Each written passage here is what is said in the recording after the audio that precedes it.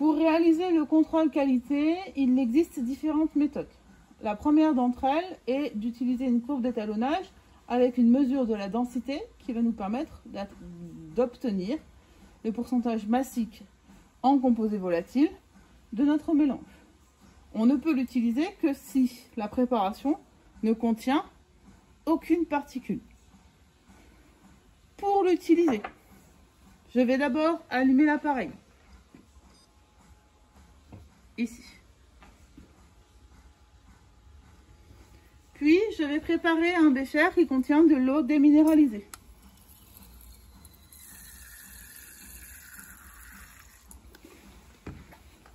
Pour l'utiliser, j'appuie ici et je récupère du liquide dans mon bécher. Le principe est de bien remplir les capillaires. Une fois que c'est fait, j'ai un bécher poubelle, je vide à l'intérieur et je fais ça 2 fois.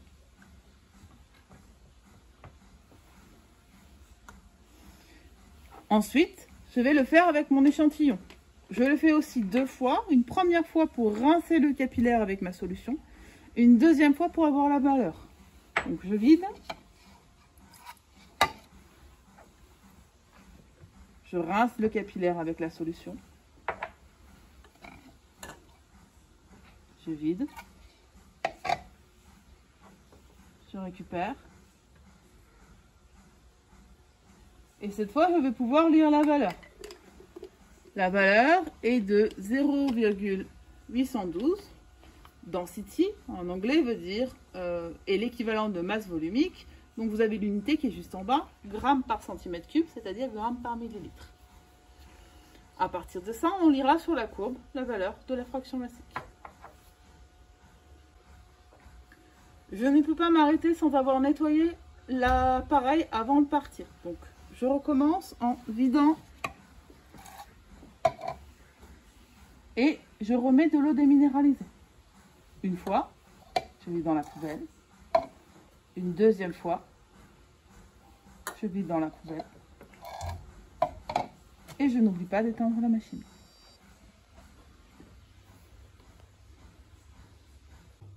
Deuxième mesure possible, on peut mesurer l'indice de réfraction de l'échantillon. Pour cela, on utilise un réfractomètre qui se situe ici. Donc vous avez le mode d'emploi ici.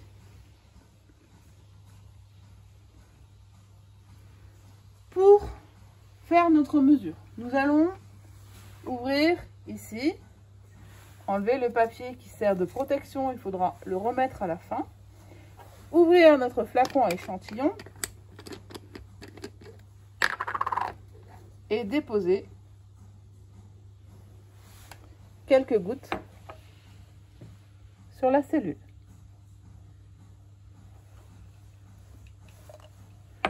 Nous refermons ensuite la cellule, comme ceci.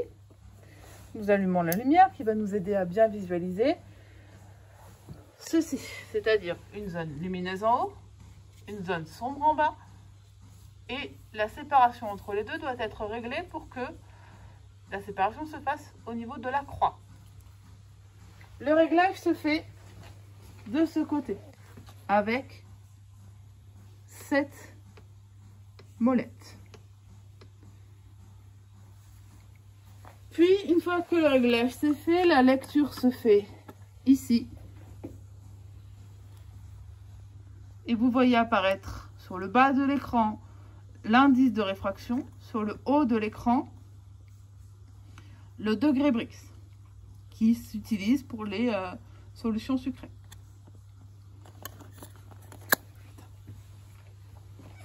Une fois que nous avons fait notre mesure, d'abord, pensons aux erreurs à ne pas commettre. Pour que la mesure se fasse, il faut que ceci soit relevé de manière à ce que la lumière arrive sur la cellule. Et que ceci soit relevé aussi de manière à empêcher la lumière de passer.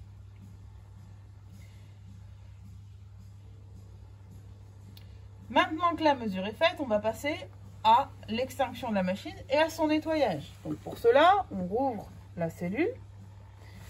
On va prendre du papier pour absorber le liquide. Attention, on ne frotte pas. Si on frotte, on raye la cellule, il ne faut pas le faire. Donc on prend plusieurs papiers jusqu'à ce que ce soit sec. Vous voyez, l'échantillon étant de petite quantité, ça ne prend pas longtemps. Ensuite, on va nettoyer la cellule avec de l'alcool dilué.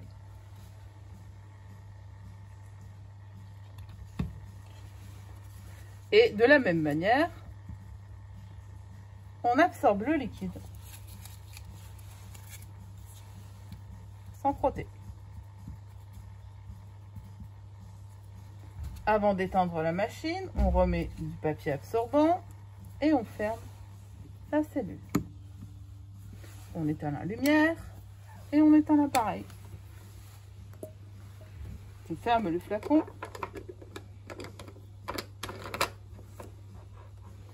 Et on n'oublie pas de nettoyer le poste.